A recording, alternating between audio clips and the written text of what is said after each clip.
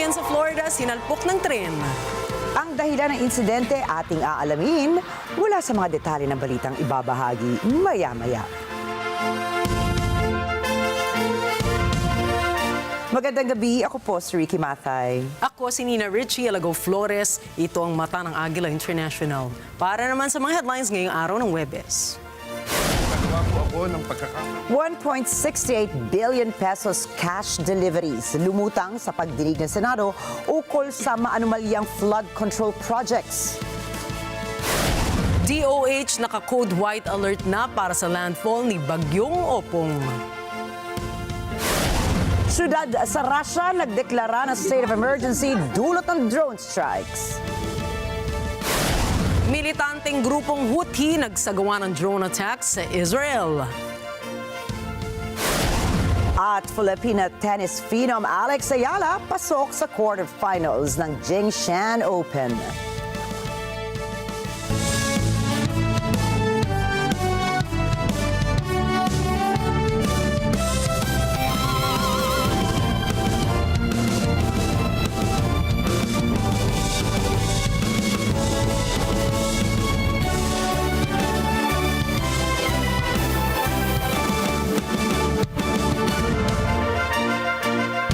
Sa ika-6 na pagdinig ng Senate Blue Ribbon Committee hinggil sa mga maanumalyang flood control projects, isiniwalat ng dating security consultant ni ZALDY na si Orly Gutesa na naghahatid sila ng mga maleta na naglalaman ng pera na kung tawagin nila ay basura. Nakatanggap umano ng limpak-limpak na salapi si dating House Speaker Ferdinand Martin Romualdez at ako Bicol Party List Representative ZALDY. Ang mga basurang ito, ayon kay Gutesa, ay hinatid nila sa property ni Congressman Ko sa Taguig City. Sa 46 na maleta, 35 dito ang ipinadala kay Romualdez sa tahanan nito sa Forbes Park sa Makati at 11 namang mga maleta ang naiwan kay Ko. Dagdag pa ni Gutesa, ang bawat maleta ay naglalaman ng 48 million pesos at tinatayang umabot sa 1.68 billion pesos ang naihatid na kay Congressman Romualdez. Tuwing may duty detail sa basura, may pumupunta na tao na magde-deliver ng basura at nire-receive ni John Paul Estrada at Mark Tiksay. Ang mga executive assistant ni Congressman ZALDY at sila ang mga detailed sa mga ganyang activities. Mas maraming pagkakataon na nagde-deliver kami ng basura sa bahay ni Speaker Romualdez at sa bahay ni Congressman ZALDY dahil iba-iba kaming mga nakadetailed na close-in, backup at advance party na nagkakaroon ng rotation.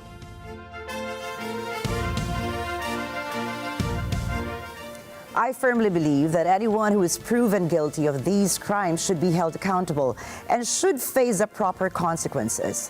That includes my dad. Bahagi po ito ng Instagram post ni Michael Ellis para sa kanyang ama na si Congressman ZALDY.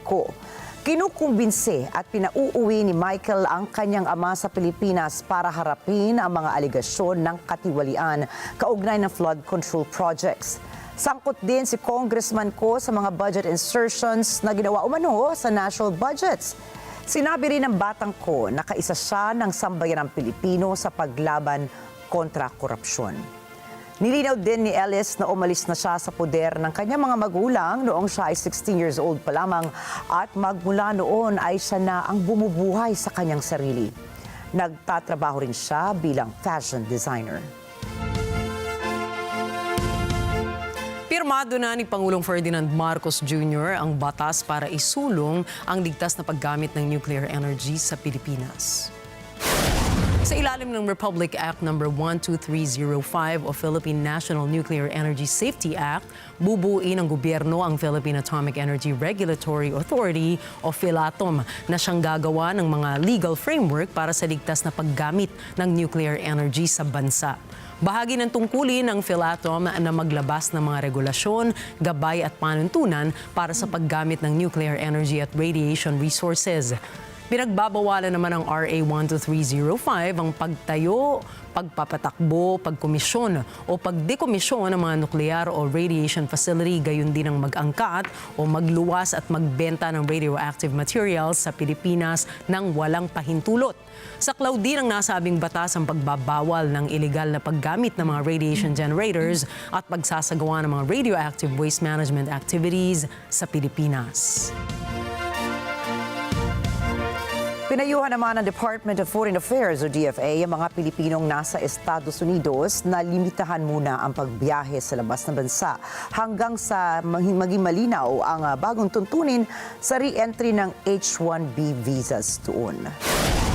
Kasunod po ito ng anunsyo ng administrasyon ni President Donald Trump na magpapataw ito ng $100,000 na taunang bayad para sa H-1B applications.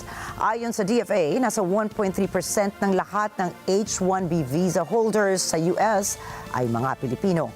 Ang mga H-1B holders na Pinoy na nasa Estados Unidos na ay hindi umano maaapektuhan ng bagong inisyatiba ng Trump administration. Ang H-1B ay isang klasifikasyon ng non-immigrant visas sa Estados Unidos na nagpapahintulot sa mga US employers na kumuha ng mga banyagang manggagawa sa mga specialty occupations o kaya bilang fashion models.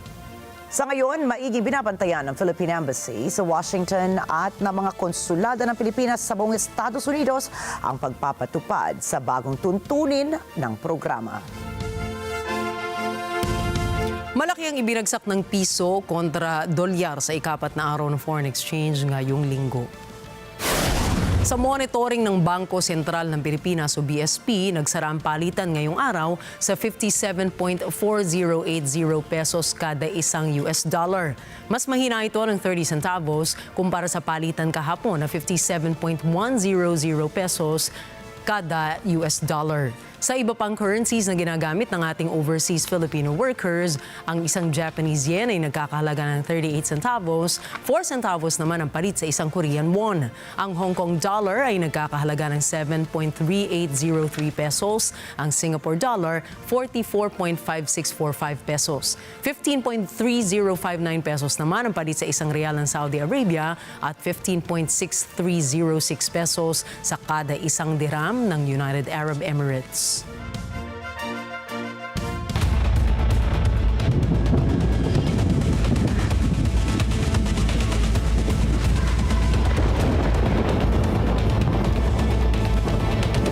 Umabot na po sa 13 katao ang nasawi sa pinagsamang epekto ng habagat at mga nagdaang bagyong Mirasol at Nando.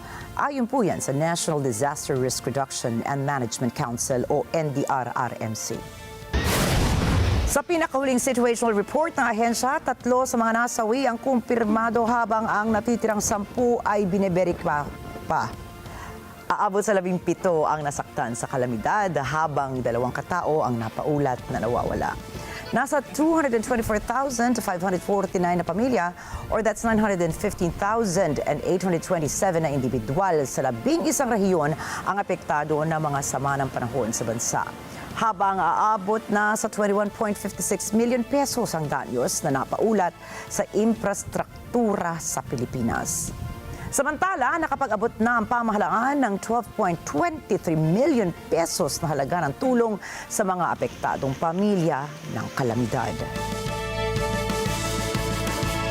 Samantala, aabot sa 564 million pesos ang inisyal na danyo sa sektor ng agrikultura na iniwan ng mga nagdaang bagyong Mirasol at Nando at habagat ayon sa Department of Agriculture o DA.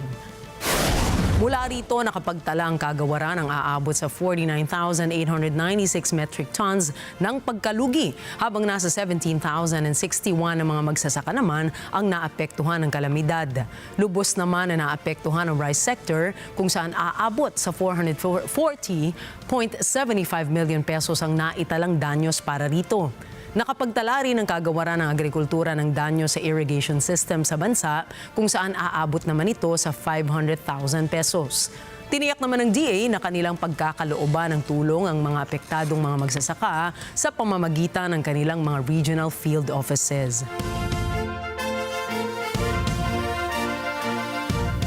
Naka-code white alert na ang Department of Health o DOH bilang paghahanda sa pag-landfall ni Bagyong Opong sa Pilipinas. Sa ilalim ng Code White Alert, nakahanda na ang mga esensyal na medisina, mga medical equipment sa mga operation centers ng kagawaran at pinakilos na rin ang mga health emergency response teams para sa agarang pagresponde sa mga lugar na inaasahang maaapektuhan ng bagyo. Nakastandby na rin po ang 3 Philippine Emergency Medical Assistance Teams bilang suporta sa oras na mga ilangan ng karagdagang tulong ang mga ospital sa kasagsagan o pagkatapos ng bagyo. Samantala, naka-high alert na ang National Emergency Hotline na 911 at maging ang mga local hotlines. Pinapayuhan naman ang publiko na mag-antabay sa mga updates ukol sa lagay ng panahon at paghandaan ang pagtama ng bagyo sa Pilipinas. Napanatili ni severe tropical storm OPONG ang kanyang lakas habang patuloy itong lumalapit sa landmass. Sa 8 p.m. bulletin ng PAG-ASA, huling namataan si Bagyong OPONG sa layong 150 km silangan, hilagang silangan ng Borongan City sa Eastern Samar. Meron itong maximum sustained winds na 110 km per hour at gustiness na aabot naman sa 135 km per hour. Kumikilos ito sa bilis na 20 km per hour sa direksyong Pakanluran, Hilagang Kanluran. Sa ngayon, nakataas ang tropical wind cyclone, wind signal number 3 sa 6 na lalawigan sa bansa. Ang mga ito ay makikita po ninyo sa inyong screen ngayon. Habang nakataas naman ang signal number 2 sa 22 mga lalawigan sa bansa. At signal number 1 naman sa 34 na mga lalawigan. Inaasahan ng State Weather Bureau na sasampa sa typhoon category si Bagyong OPONG araw ng bukas at kasabay ng pag-landfall nito sa Northern Samar o kaya'y sa Eastern Samar. Samantala, makikita naman nyo sa inyong mga screens ang mga lugar sa bansa na nagdeklara na ng kanselasyon ng pagpasok sa paaralan at sa gobyerno.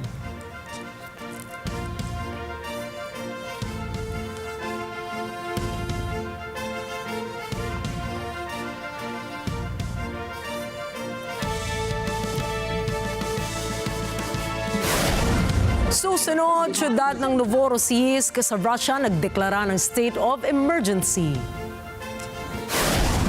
Militanteng grupong Houthi nagsagawa ng drone attack sa Israel.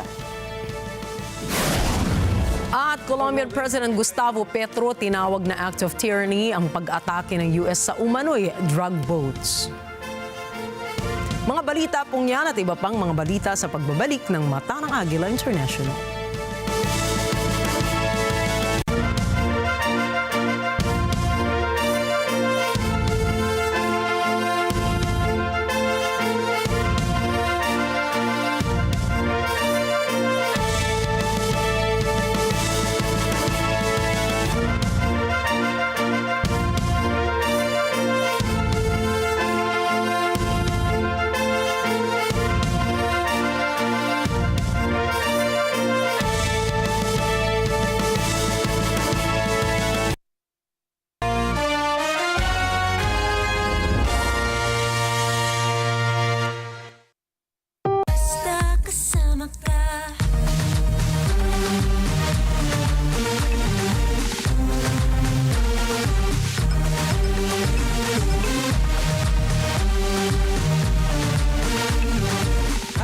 We are XA! And this is Hazel Faith.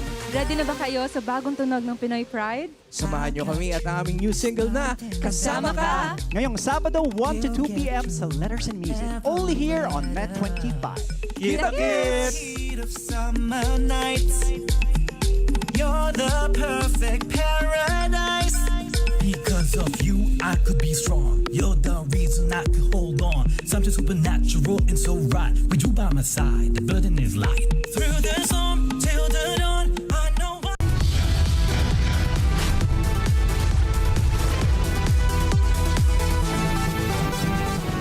Sa kasulukuyang henerasyon, marami na ang nag-viral. Dahil po yan sa kanilang ginagawang pagtulong sa kapwa. Pero mas marami ang tumutulong kahit walang nakakakita. Kaya naman kung ikaw ay may kilala na grupo o individual na may natatanging pagresponde sa lipunan at maging sa kalikasan, mag-text lamang sa 0915-415-1035 o mag-email sa responde@net25.com at magpadala ng mensahe sa ating Facebook page at NET25 TV. Baka kayo na ang susunod nating certified key responders. Let's get together. Sa NET25. Sa NET25.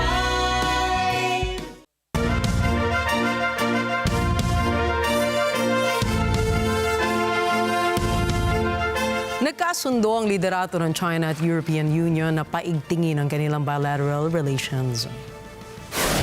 Sa naging pagpupulong ni Chinese Premier Li Qiang at European Union Chief Ursula von der Leyen sa New York, nagkasundo ang mga ito na pababain ang trade tensions sa pagitan ng dalawang ekonomiya sa gitna ng pagpataw ni US President Donald Trump ng mga taripa.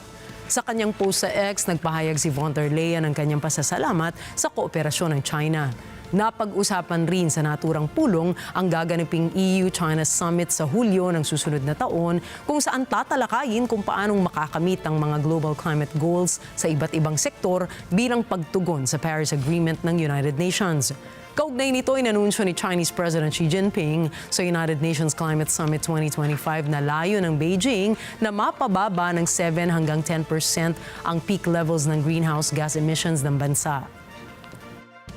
我宣布，中国新一轮国家自主贡献到2035年，中国全经济范围温室气体净排放量比峰值下降7%到10%，力争做得更好，主要高排放行业。 气候适应型社会基本建成，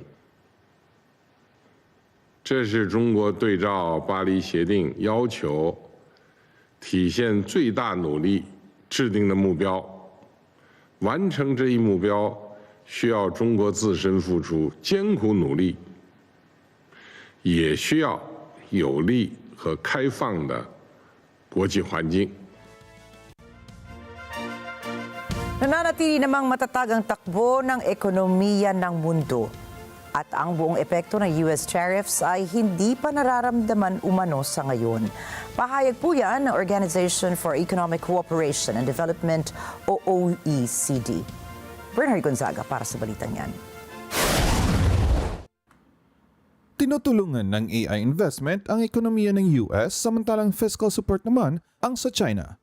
Batay iyan sa pinakabagong Global Economic Outlook ng Organization for Economic Cooperation and Development. Ayon kay OECD Secretary General Matthias Cormann, batay sa indicators, babagal ang ekonomiya sa mga darating na buwan. Based on our analysis, as of the end of August, the average tariff rate on merchandise imports to the United States is estimated at 19.5%.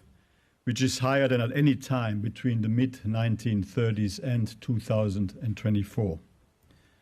The full effects of these tariffs will become clearer as firms run down the inventories that build up in response to tariff announcements and as the higher tariff rates continue to be implemented. Maraming mga kumpanya ang nag-imbak ng mga produkto bago ipatupad ang taripa ng Trump administration. Pero nauubos na ang stock ng mga ito. Ayon kay Cormann, tataas ang ekonomiya ng mundo ng 3.2% ngayong taon pero bababa ito sa 2.9% sa taong 2026. Gayunman, sinabi ni Cormann na bababa ang inflation sa karamihan ng G20 countries habang kumakalma ang growth in labor markets. We project headline inflation across the G20 to decline from 6.2% last year to 3.4% this year. And 2.9% next year. One exception is the United States, where we expect tariffs to push inflation up from 2.5% last year to 2.7% this year and 3% next year. Nagbabala si Cormann na pababagalin ng trade barriers o ng kawalang katiyakan sa mga tuntunin ang pagsulong ng ekonomiya. Bernard Gonzaga para sa Mata ng Agila International. Trusted, connected, on point. Idineklara ng mga opisyal ng Novorossiysk ang state of emergency sa kanilang syudad kasunod ng agresibong drone strikes ng Ukraine. Wala namang pangunahing infrastruktura ng daungan at mga barko ang naiulat na nasira. Pero ayon sa mga otoridad, 2 katao ang namatay at 6 ang nasugatan dahil sa pag-atake. Sinabi ng Caspian Pipeline Consortium Office na sinalakay ng drones ang kanilang gusali kung saan 2 empleyado rin ang nasugatan. Tinamaan din ang Novorossiysk Hotel at 5 pang residential apartments. Naglabas na ng alerto ang Krasnodar region bilang paghahanda sa posibilidad ng mga drone attacks sa buong rehiyon. Ang mundo ay nasa kalagitnaan ng isang mapanganib na arms race. Babala po yan ni Ukrainian President Volodymyr Zelensky kasabay ng panawagan niya sa mga bansa na magkaisa upang mapigilan ang Russia sa pagpapalawak nito ng gyera. Catherine Gao para sa report. Pinapalawak ng Russia ang labanan labas pa sa Ukraine. Iyan ang akusasyon ni Volodymyr Zelensky laban kay Russian President Vladimir Putin. Sa kanyang talumpati sa United Nations General Assembly, sinabi ng Ukrainian leader ng dahil sa gyera, ang mundo ngayon ay nasa gitna ng pinakamapanirang karera ng armas. Simple. We are now living through the most destructive arms race in human history because this time includes artificial intelligence. And if there are no real security guarantees except friends and weapons, and if the world can't respond even to old threats, and if there is no strong platform for international security, will there be any place left on earth that's still safe for people? We need global rules now for how AI can be used in weapons, and this is just as urgent as preventing the spread of nuclear weapons. Binalikan ni Zelensky ang sinasabing airspace violations ng Russian drones at fighter jets sa Poland at Estonia. Even being part of a long-standing military alliance doesn't automatically mean you are safe. Just recently, 19 simple Russian drones violated Polish airspace, and only 4 were shut down. Luckily, they were not shaheeds or even worse. Otherwise, the results would have been horrific. Estonia had to call a UN Security Council meeting for the first time in history because Russian fighter jets deliberately entered its airspace. Ayon kay Zelensky, nagdesisyon na ang Ukraine na i-export ang mga armas nito sa mga kaalyado. Second, we are ready to make our modern weapons become your modern security, your modern weapon. And we have decided to open up arms exports. And these are powerful systems tested in a real war when every international institution failed. And we are also ready to grow our defense production together with strong partners so that their protection is modern and reliable. You don't need to start this race from scratch. We're ready to share what has already proven itself in real defense. Kathleen Gao para sa mata ng Agila International, trusted, connected, on point. Matapos makaranas ng drone attack, ang 11 International Aid Flotilla patungo na Gaza, nag-alok ng tulong ang bansang Italy upang mailayo sila sa panganib. Nagpadala ang Italy ng isang Navy ship matapos atakihin ng 12 drones ang nasabing mga barko sa international waters na may layong 56 kilometers sa Greek island ng Kavnos. Ayon naman kay Italian Prime Minister Giorgia Meloni, nais nilang idaan ang tulong sa Cyprus at ibigay sa isang institusyon sa Jerusalem upang ipamahagi ito. Dagdag pa niya, mapanganib ang ginagawang ayuda ng flotilla kaya hinihimok niya sila na tanggapin ang kanilang tulong. È una proposta sulla quale mi pare ci sia il consenso del governo cipriota, del governo israeliano, ovviamente del governo italiano. Stiamo aspettando una risposta dalla flottiglia.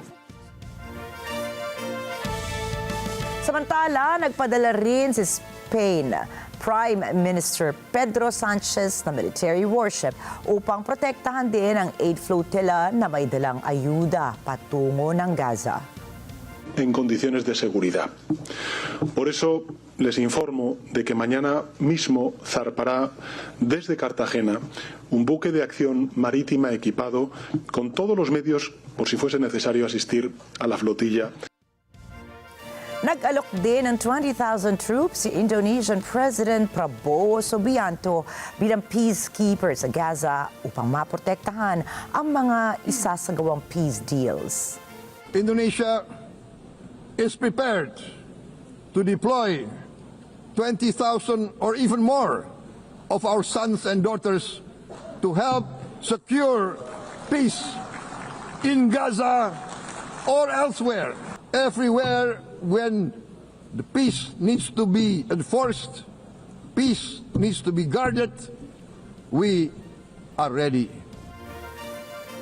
Ang aksyong ito ng Italy, Spain at Indonesia ay ikinatuwa naman ng mga bansang kumilala sa Palestinian statehood. Sugatan ang hindi bababa sa 20 katao sa isang drone attack sa Israel. Ang nasabing drones na kumpirmang galing sa militanteng grupong Houthi ng Yemen. Naganap ang nasabing pag-atake sa Red Sea Resort sa siyudad ng Eilat na nasa border ng Israel, Jordan at Egypt. Ayon sa Israeli medics na rumisponde, 2 katao ang nasa critical na kondisyon habang karamihan ay nagtamo ng minor at mild injuries.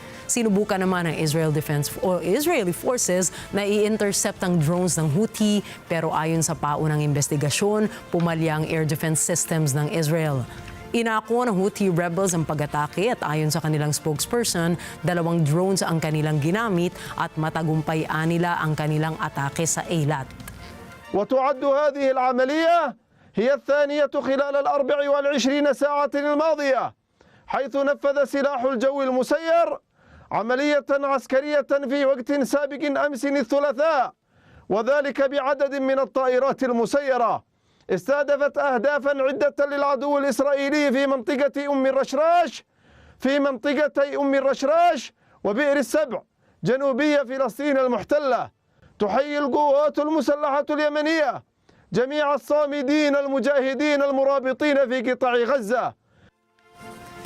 Ito ang ikalawang insidente ng pag-atake ng Houthi sa Israel ngayong linggo. Kamakailan ay bumagsak ang isa pang drone sa hotel zone ng Eilat na nagdulot din ng pinsala.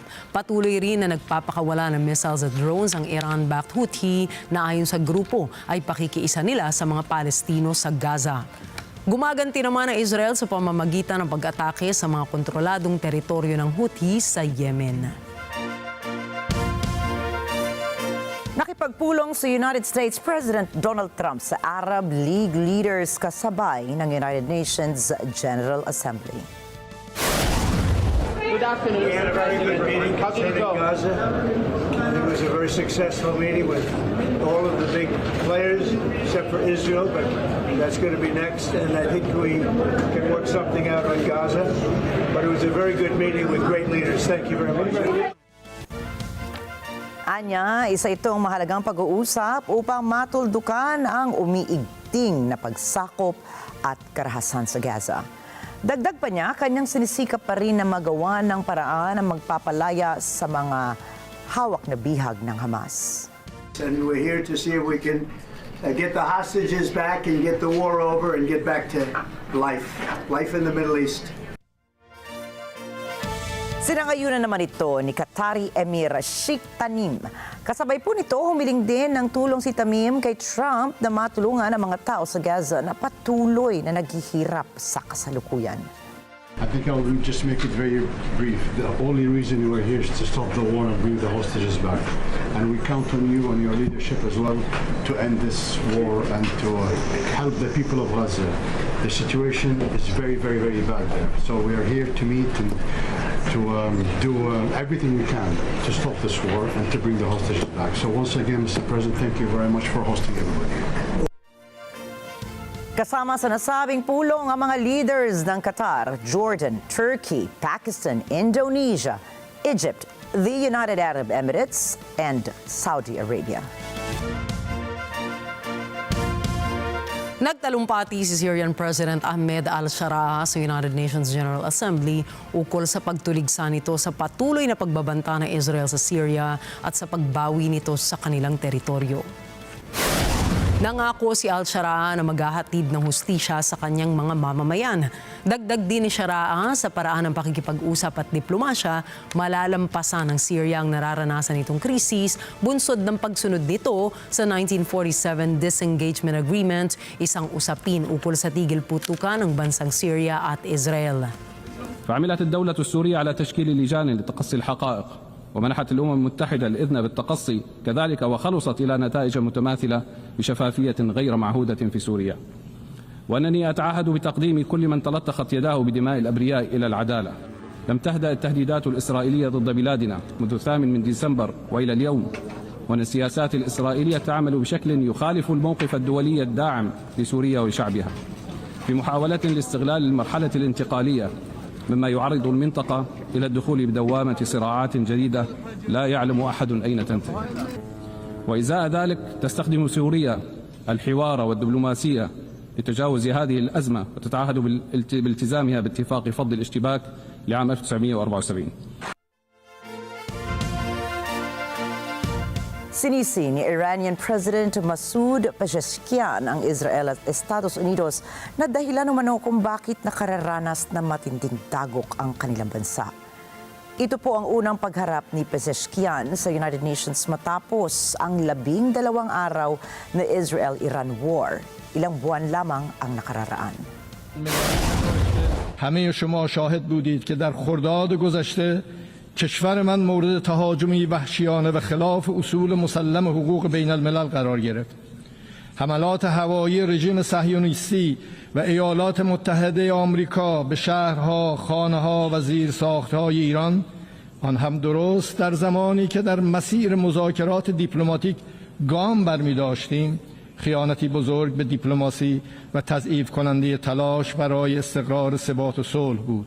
این تجاوز گستاخانه علاوه بر شهادت رساندن تعدادی از فرماندهان، شهروندان، کودکان، زنان، دانشمندان و نخبگان علمی کشور ضربه‌ای سنگین به اعتماد بین المللی و چشمانداز صلح در منطقه وارد کرد. Kasabay po nito, bumagsak sa pinakamababang antas ang halaga ng Iranian rial. Nakatakda ring ibalik ng European powers ng France, Germany at United Kingdom o kung tawagin po ay E3 ang mga sanctions nito sa Iran sa bisa ng snapback mechanism matapos akusahan ang Iran ng paglabag sa 2015 nuclear deal. Binigyan diin ng E3 na maaari lamang itong ipagpaliban kung papayag ang Iran sa isang direktang negosasyon sa US, pati ang pagbubukas ng nuclear sites nito sa mga inspektor at kung kanilang ipaliliwanag ang mahigit 400 kilograms na highly enriched uranium na hawak nito. Iginiit ni Pezeshkian na walang plano ang Iran na gumawa ng nuclear weapons. در دفاع 12 روزه مردم میهندوست و دلاور ایران محاسبه وهم‌آلود خودستایان متجاوز را به رخ آنان کشیدند. دشمنان ایران ناخواسته اتحاد مقدس ملی را قوام بخشیدند. مردم ایران با وجود شدیدترین، طولانیترین و سنگینترین تحریم‌های اقتصادی، جنگ روانی و رسانه‌ای و تلاش‌های مستمر برای ایجاد تفرقه به مجرد شلیک نخستین گلوله به خاکشان یک پارچه حامی نیروهای مسلح دلیر خود شدند و امروز نیز خود خون شهیدانشان را پاس می‌دارند. Kukondinahin ni Israel Prime Minister Benjamin Netanyahu ang pagkilala ng mga bansa sa Palestine bilang isang estado sa kanyang pagpunta sa United Nations General Assembly. אני יוצא עכשיו עם רעייתי לעצרת האו"ם ולוושינגטון. בעצרת האו"ם אני אומר את האמת שלנו, אזרחי ישראל, האמת של חיילי צה"ל, של המדינה שלנו. אני אוקיע את אותם מנהיגים שבמקום להוקיע את הרוצחים, האנסים, שורפי הילדים, רוצים לתת להם מדינה בלב ארץ ישראל. זה לא יקרה. Nabanggit din ni Netanyahu ang nakatakda niyang pulong kasama si US President Donald Trump na kilalang kaalyado ng Israel. בוושינגטון אני אפגש בפעם הרביעית, יותר מכל מנהיג אחר, עם הנשיא טראמפ, נדון איתו על ההזדמנויות הגדולות שהניצחונות שלנו הביאו, וגם על הצורך שלנו להשלים את מטרות המלחמה. זאת אומרת, להחזיר את כל חטופינו, להכריע את החמאס, ולהרחיב את מעגל השלום שמזדמן לנו בעקבות הניצחון ההיסטורי בעם כלבי וניצחונות אחרים שהשגנו. Kinundina ng presidente ng Colombia na si Gustavo Petro ang sunod-sunod na pag-atake ng Estados Unidos laban sa umano'y drug boats sa Caribbean Sea na tinawag niyang Act of Tyranny. Nagsimula ang pag-atake ng US sa mga umano'y drug boats sa unang bahagi ng buwan ng Setyembre ng taong ito. Sa ulat po, umabot na sa 17 ang nasawi. Ayon naman kay Petro, bakit mas kailangan pang pasabugin ang mga barko kung pwede naman umano itong patigilin at arestuhin na lamang ang mga tripulante? Nanawagan din ito ng criminal proceedings laban sa mga opisyal ng Estados Unidos kung mapatutunayang may nasawing Colombians sa naturang pag-atake.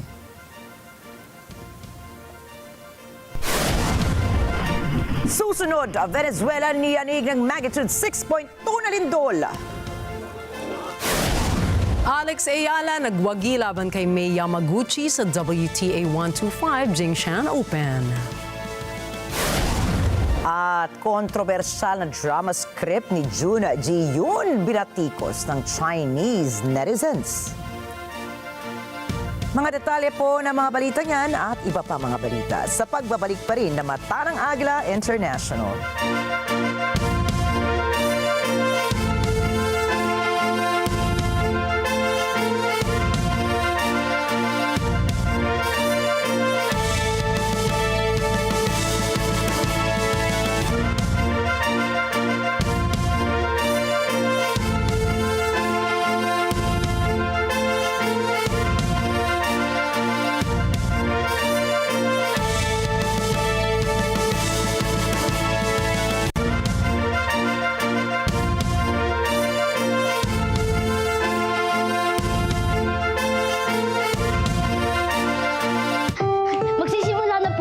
Ang susunod na programa ay rated PG. Ang telebisyon at pelikula ay mahalagang parte ng bawat pamilyang Pilipino. It plays a crucial role in telling our own stories and our own experiences as Filipinos. Sa bagong Pilipinas, inaanyayahan ng MTRCB ang bawat manonood. Kasama ang pribadong sektor, kaisa ninyo ako, ang aking pamilya, at ang ating pamahalaan sa pagtangkilik sa mga pelikulang Pilipino at mga programang pang-telebisyon. Dahil ang bagong Pilipino ay ipinagmamalaki ang kwentong Pilipino. Bagong Pilipino. Tara! Nood tayo! Bagong Pilipino. Tara! Nood tayo! Bagong Pilipino. Tara, nood tayo!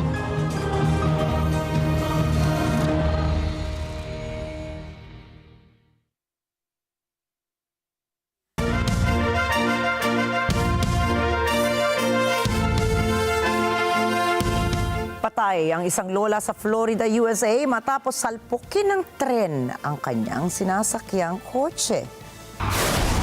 Sa video po, ay makikita na dumiretso ang isang sasakyan sa gitna ng railroad crossing at saka ito sinalpok ng humaharurot na tren at saka sumabog. Ayon sa pamilya na biktima, papunta sana sa isang gym ang matanda para mag-workout na siyang palagian na niyang ginagawa. Pinaniniwalaan naman na inatake ang matanda ng kanyang sakit kung kaya't tumigil ito sa gitna mismo ng railroad. Sa ngayon po ay iniimbestigahan na ng pulisya ang nasabing insidente. Niyanig ng magnitude 6.2 na lindol ang hilagang kanlulang rehiyon ng Venezuela ayon sa US Geological Survey. Ayon sa ahensya, natagpuan ang epicenter ng lindol sa lalim na 7.8 kilometers. Malapit ito sa bisinidad ng Mene Grande sa estado ng Zulia. Dama rin ang lakas ng pagyanig ng lupa sa karatig na bansa nito na Colombia. Sa ngayon, wala pang ulat ng danyos at casualties ang inilabas ng Venezuelan government hinggil sa lindol. Ngunit pinapayuhan ng mga residente na asahan na ang mga aftershock sa mga susunod na oras.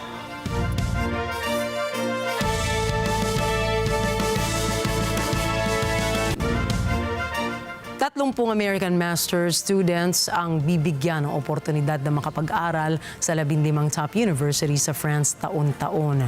Ito ang pasalubong ni French President Emmanuel Macron nang bumisita siya sa New York para sa United Nations General Assembly. Si Mika Jumawas para sa karagdagang mga detalye.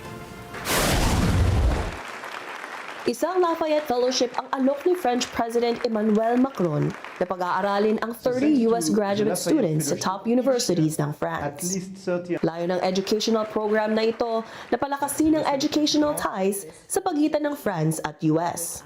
So thanks to the Lafayette Fellowship, each year at least 30 American master students from across the U.S. will study at 15 France's finest universities and grandes écoles. Bukod sa kanilang mga pag-aaral sa universidad, magkakaroon din ang mga estudyanteng ito ng extraordinary leadership program at iba pa. On top of obviously the stay and the experience at the university, they will have an extraordinary leadership program. So they will meet with leading figures in culture, science, business. They will visit a lot of places all across the country and try to share our culture, but as well the best leaders. Ayon kay Macron, kapwa may matututunan sa isa't isa ang dalawang bansa. I think France has a lot of things to learn from the US. This taste for freedom and liberty and this capacity to accelerate to this trust in the future. But I'm sure that the US has perhaps something to learn from France. This appetite for fairness and more ethical approach, and this obsession that we live in this res publica, I mean a common world being shared where everybody has a voice to be respected. Inilunsad ang programa kasabay ng 250th anniversary ng American Declaration of Independence at bilang pagdiriwang din ng pagkakaibigan ng France at Amerika. Mika Jumawas para sa mata ng Agila International, trusted, connected, on point. At inalis naman ng US Park Police ang itinayong Best Friends Forever statue ni US President Donald Trump at infamous sex offender na si Jeffrey Epstein. Ilang araw matapos itong itayo sa National Mall sa Washington, D.C. Ipinakita sa artwork sina Trump at Epstein na tila masayang naglalakad ng magkahawak kamay pa. Kasabay ng plaka na sinasabing in honor of Friendship Month, na umano'y tungkol sa matagal na pagsasama ni Trump at ng kanyang umano'y closest friend na si Epstein. Ayon sa kumalat na impormasyon sa social media, ang art collective na The Secret Handshake ang may kagagawan ng sculpture na ito. Ang Interior Department sa US Park Police ang nag-utos na alisin ang sculpture dahil hindi ito nila sumunod sa inisyong permit. Alam niyo ba na noong 2024, tinatayang 10 milyong mga Canadians o 25% ng populasyon ng Canada ay nakaranas ng food insecurity?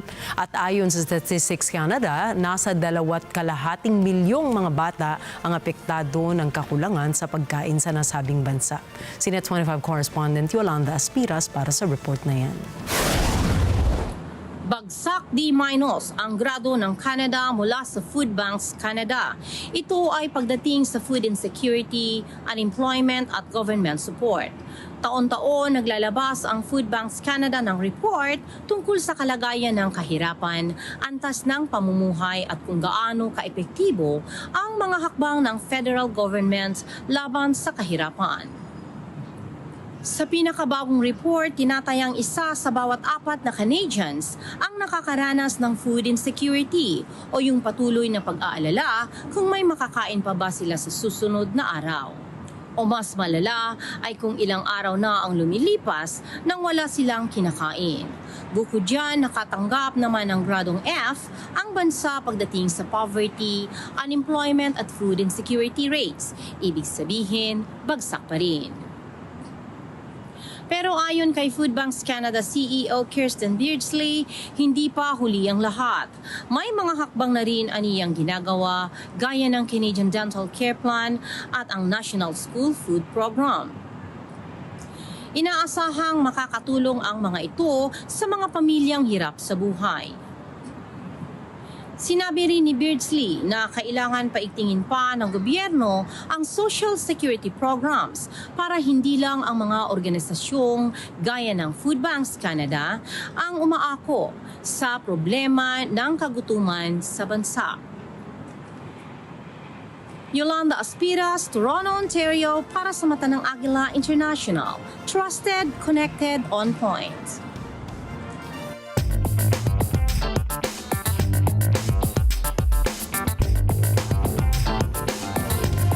Nagnanais ang mga bansang Hong Kong, Sri Lanka, Chile at Bangladesh na maging bahagi ng Regional Comprehensive Economic Partnership o RCEP.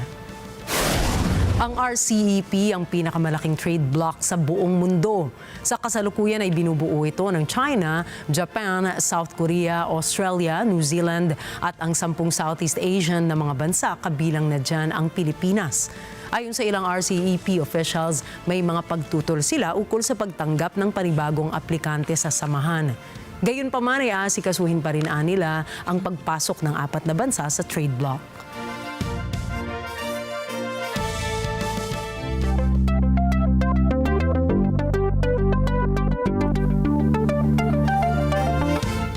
Naglabas po ngayon ng China na kung tawagin nila ay intelligent hands, isang robotic hands na kayang gayahin ang complexity at range of motion ng aktwal na kamay ng tao.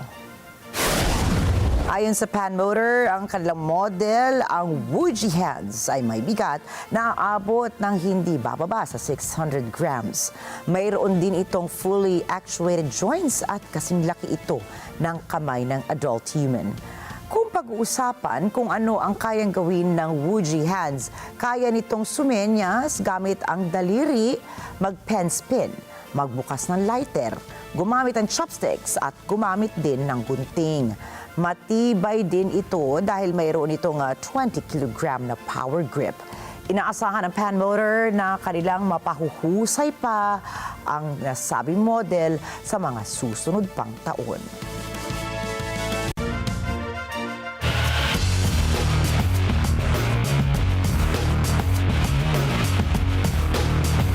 At muli pong nagwagi ang ating pambansang phenom na si Alex Agila sa kanilang paghaharap ni Mei Yamaguchi sa hard court ng WTA 125 Jingshan Open. Nakamit ni Agila sa torneo ang isang straight set win matapos itong dominahan ang first set win sweep na 6-0. Bigla namang nagpasiklab si Yamaguchi sa second set, ngunit hindi nagpatinag si Agila para makuha ang kanyang second set win na 6-3. Magpapatuloy ang karera ng ating Filipina tennis star patungo sa quarterfinals ng torneo kung saan makakalaban nito bukas si Lu Jiajing ng China.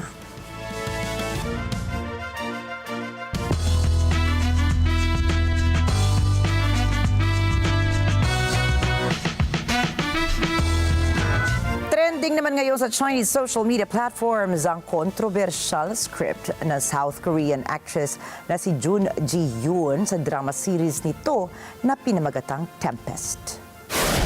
Sa isang scene, kinwestiyon ng karakter ni Jun Ji-yoon ang pagkahilig ng China sa digmaan. Kaagad itong binatikos ng Chinese netizens. At dahil dito ay humaharap na si Ji-yoon sa malawakang boycott mula sa mga manonood sa China. Kasunod nito ay tinapos naman ng brands na La Mer, Louis Vuitton at Piaget ang kanilang kontrata kay Jun Ji-yoon. Ngunit itinanggi naman ng kampo ni Ji-yoon na may kaugnayan sa issue ang pag-terminate ng mga kontrata. Anila nakatakda ng kasing matapos ang mga nasabing brand deals bago pa man ipalabas ang drama series ni Ji-yoon.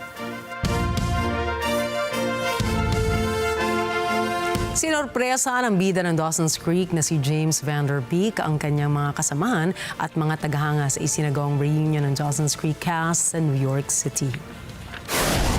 Dahil matapos niyang i-anunsyo na hindi siya makadadalo sa event, bunsod ng iniindang sakit na double stomach infection, nagpadala siya ng surprise video greeting para sa kanila. Binigyang pugay niya ang mga cast at crew na nakasama niya sa buong panahon ng pagbuo ng hit TV series. Hindi rin niya kinalimutan ang kanilang mga tagahanga na dumalo at nagbigay ng suporta sa nasabing reunion. I wanted to stand on the stage and thank every single person in this theater for being here tonight. From the cast to the crew to everybody who's donating time and been so generous, and especially every single last one of you are the best fans in the world. Hindi rin niya naiwasang madismaya dahil hindi siya nakadalo sa event at nakita ang mga kasamahan. I can't believe I'm not there. I can't believe I don't get to hug my castmates, my beautiful cast in person. Matapos ito ay lumahok naman ang kanyang pamilya sa pag-awit ng mga cast sa stage ng theme song ng Dawson's Creek na I Don't Want to Wait ni Paula Cole. Matatandaan na inanunsyo ni James noong November 2024 na siya ay mayroong stage 3 colorectal cancer.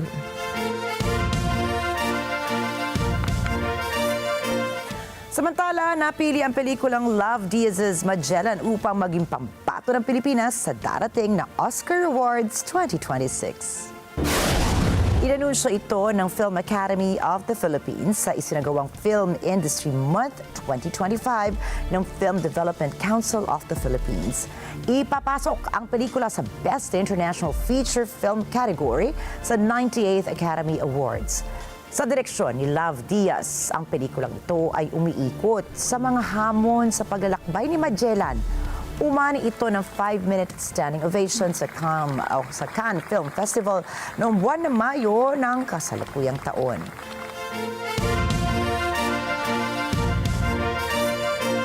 Nagbalik na si Jimmy Kimmel sa late night television nito noong Martes, 6 na araw matapos itong maglabas ng komento on air tungkol sa pagkasawi ni Charlie Kirk dahilan para siya ay masuspinde.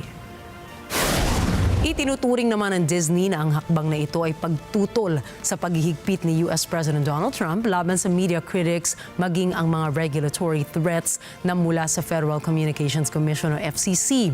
Gayunpaman, kahit ibinalik na ng Disney ang Jimmy Kimmel Live, ang Nexstar Media Group at Sinclair, tinaguri ang major broadcast station owners, ay hindi pa pumayag na ipalabas ito sa kanilang istasyon kaya hindi pa rin ito mapapanood sa ilang bahagi ng bansa. Ngunit kundi pa malinaw kung gaano katagal ang hindi pagpayag ng local broadcasters na ipalabas ang programa. At naging makasaysayan ang performance ng Filipino-American singer na si Jessica Sanchez matapos siyang itanghal bilang champion sa America's Got Talent Season 20. Talaga naman pong makatindig balahibong performance ang inihandog ni Jessica Sanchez sa mga hurado ng nasabing talent contest. Kanyang isinalang ang isang very powerful rendition ng hit song na Die With A Smile ni Bruno Mars at Lady Gaga. Bukod sa pagiging kampyon, inuwi niya rin ang cash prize na $1 million o higit sa 58 million pesos. Sumubok na rin si Sanchez na sungkitin ang kampyonato noong first season ng America's Got Talent, subalit umabot lamang siya sa semifinals at second place naman sa American Idol Season 11. Nakapag-release din siya ng kanyang debut album na Me, You, and the Music.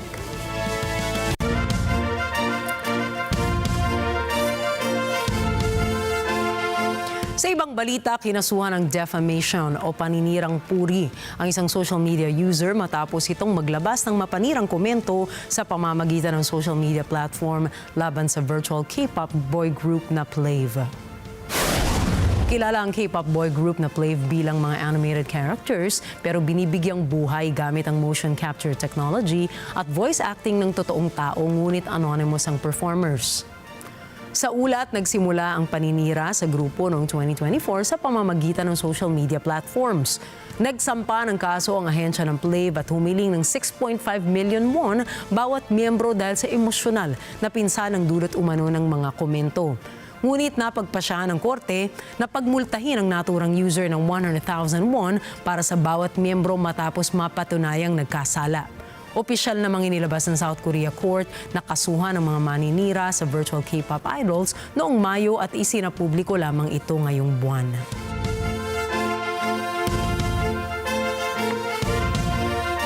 At iba't ibang orchids mula sa mga probinsya ng Papua New Guinea ang ididisplay sa publiko bilang bahagi pa rin ng 50th Independence Day celebrations doon. Si NET25 correspondent Eco Ortalesa Quiñora para po sa balitang yan.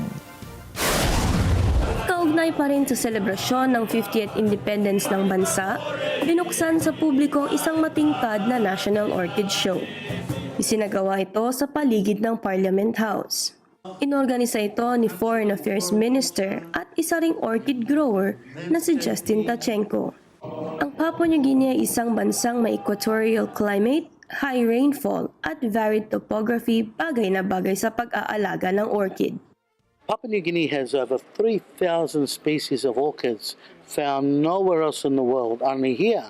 And there's probably another 3,000 species yet to be discovered. Papua New Guinea is one of the most unique biodiversities in the world. We are the biggest rainforest nation. You have the Amazon, you have the Congo, and you have Papua New Guinea.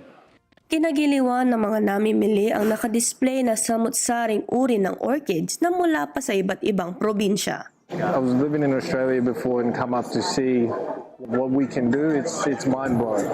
It's really interesting. So I really enjoyed it in my time up here. It's a time to just come out and enjoy the beauty of nature. Yeah, so it's a very nice feeling, I will say. Nananawagan ng organizers ng show na tangkilikin at gawing libangan ang pag-aalaga ng mga bulaklak na ito.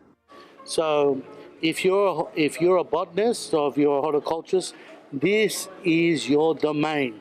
This is where you should come because you'll be absolutely blown away by what Papua New Guinea has. It's just brilliant. It's splendid. It's awesome, and it's one of the things that we need to show the beauty of Papua New Guinea in terms of floriculture. Eco Ortalesa Quiñola, proud born and raised sa Port Moresby, Papua New Guinea para sa mata ng Agila International, trusted, connected, on point. 10 artists ang lumahok sa mural contest sa Ferizaj, Kosovo na may temang stamp.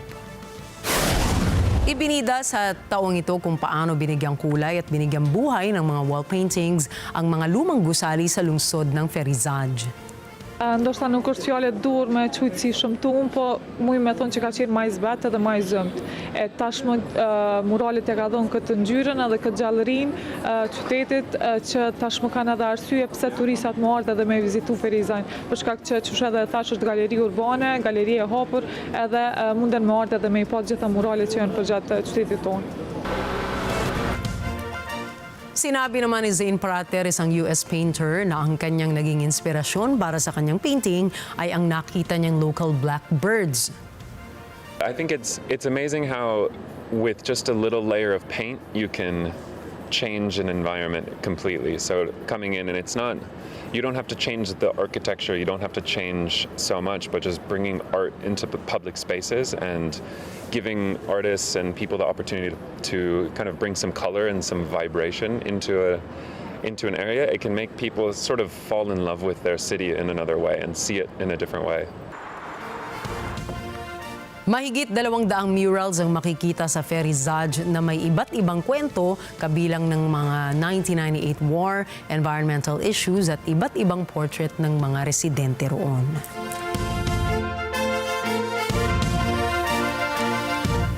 Siyempre, balikan natin, Nina, ang pride ngayon ng Pilipinas, si Jessica Sanchez. Congratulations. Iba rin talaga. Alam mo, Ricky, dyan mo talaga masasabi na merong tamang panahon, ano? Isipin mo ngayon pa na nagdadalang tao siya. It's just amazing na ngayon siya nanalo. I think iba rin yung, pag nakita mo siya, iba na yung level ng confidence. Yes. Mature na rin talaga with that same beautiful, beautiful voice. She deserves it. At saka also a reminder for us, never give up on your dreams. Oo, kahit na 20 years pa yan, Ricky. Pang 2020 siya, parang 2020 ang vision niya ngayon. Perfect. It's a perfect year for her, so congratulations. Jessica Sanchez. Tsaka nakakatindig balahibo, di ba? Golden buzzer siya. So talagang she flew na to the finals pa, di ba? Magaling naman kasi talaga. Kahit naman noon, makikita mo talaga. Pero siguro nga nung time na hilaw pa, no? Di ba? Akala nga nila mananalo na si Jessica, pero ito talaga yung panahon ng kanya. Ito para sa kanya talaga itong taon na to. Speaking of panahon, naku, medyo hindi po magandang balita dahil bukas nga daw ang pag-landfall ng paribago na naman bagyo. Yan ang masama ng panahon na naman. Yan si Bagyong Opong. Buti na nga lang din at maagap din ang ating gobyerno, pati ng mga LGUs dito sa Quezon City. Postponed na ang classes para bukas. Sa San Juan din ba? Finally, sa San Juan. Tsaka sa Pasig. Ayan, nakijoin ngayon ng Pasig. Dahil nung last time, the other day yata, sila lang yung may pasok pa rin. Ayan, pero it's not a laughing matter nga naman. Kaya salamat po sa mga LGUs natin na talagang siniseryoso. Nakabantay at nakatutok. Alam mo naman, dahil hindi na talaga biro ang mga pagbaha ngayon, konting ulan pa lang. Kaya ingat po tayo bukas at huwag kayo mag-alala dahil umantabay lang po kayo sa lahat ng aming social media platforms. Facebook po yan at YouTube channel para po kayo ay laging updated sa mga balita sa lagay ng panahon. Tama. At kung maaari, huwag nang lumabas ng bahay kung hindi talagang kailangan. Kami na lang po ni Nina ang lalabas para sa inyo dahil tandaan, maaraw man o maulan, narito kami ni Nina para magatid ng balita saan mang tako ng mundo. Magandang gabi. Ako po muli, Sir Kimatay. Ako si Nina Richie Alagaw Flores. Ito ang mata ng Agila International. Trusted, connected, on point.